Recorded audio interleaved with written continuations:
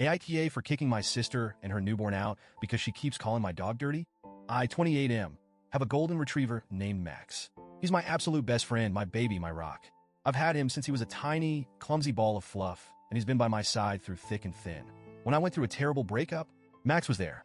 When I lost my job and was spiraling into depression, Max was the only thing keeping me sane. The point is, this dog isn't just a pet to me. He's family.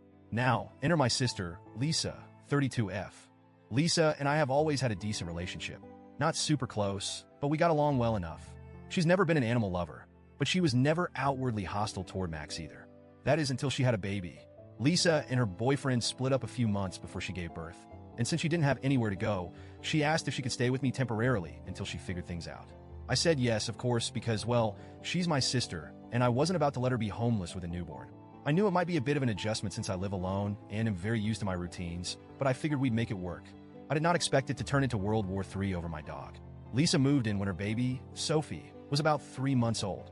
The very first thing she said when she walked into my house wasn't, "Thanks for letting me stay," or even, "I really appreciate this." No. The first thing she said was, "EW, does he always sit on the couch? That's so unhygienic." I should have known right then that this was going to be a nightmare. I kind of laughed it off and told her, "Yeah, he does. He's super clean, don't worry." She made a face but didn't say anything else at first. Over the next few days, the comments kept coming. Dogs don't belong inside, especially not with a baby around. You know they carry bacteria, right? The baby's immune system is still developing. Can you at least keep him out of the living room while we're in there? I was shocked.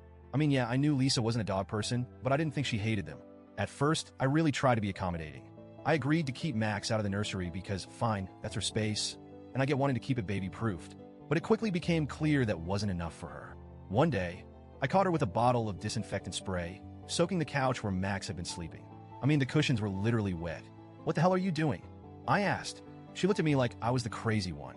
"I don't want my baby rolling around in dog germs," she said, like it was the most obvious thing in the world.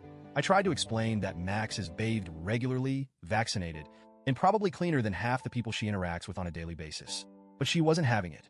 She kept saying things like, "It's just not safe for the baby," and "You wouldn't understand because you don't have kids." Over the next few weeks, she kept pushing the boundaries. First, she asked me to keep Max off the furniture entirely. Then she wanted me to keep him out of the living room when she and the baby were in there. Then she suggested I start keeping him outside. That was when I finally snapped and told her, "Lisa, this is Max's home. He is not an outdoor dog, and I'm not going to start treating him like he's some dirty street animal just because you have a baby." She acted all offended, like I had just insulted her child, and said, "So you're choosing a dog over your own niece?" I told her it wasn't about choosing anyone. It was about basic respect. I let her into my home, and I was happy to make reasonable accommodations. But I wasn't about to start treating my own dog like a second-class citizen just because she had a problem with him. She huffed and stormed off, but the tension only got worse. The breaking point came about a week later. I had stepped out to grab some groceries, and when I came back, I found Lisa in the living room with Sophie on a playmat, and Max sitting a few feet away, just watching curiously. And then I saw it. Lisa kicked Max away. Not hard enough to injure him, but definitely not just a little nudge. She shoved him with her foot like he was a piece of trash that had wandered too close to her baby. Max didn't react aggressively. He just looked hurt, confused, like he didn't understand what he had done wrong. That was it for me. I completely lost it. I yelled at her, telling her she had no right to treat my dog like that. She started yelling back, saying I was overreacting and that she was just protecting her baby. I told her she had such a big problem with Max. She needed to leave. She started crying, saying I was kicking out a single mother and her newborn over a dog. I told her no, I was kicking her out because she was being disrespectful, rude, and borderline abusive toward my pet in his own home. She packed up her things, well, just a few bags in the heat of the moment, and left crying.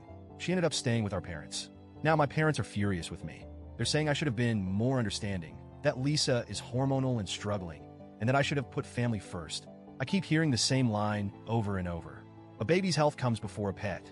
And yeah, obviously, if Max was actually a danger to Sophie, I would understand. But he wasn't. He was just existing in his own home, minding his own business. And Lisa was actively mistreating him. I feel guilty because, yeah, I did kick out a struggling new mom. But at the same time, I feel like I had to. She was making my home miserable. She was treating Max terribly. And she was acting like I was in the wrong for not wanting to exile my own dog. So, Reddit, AITA?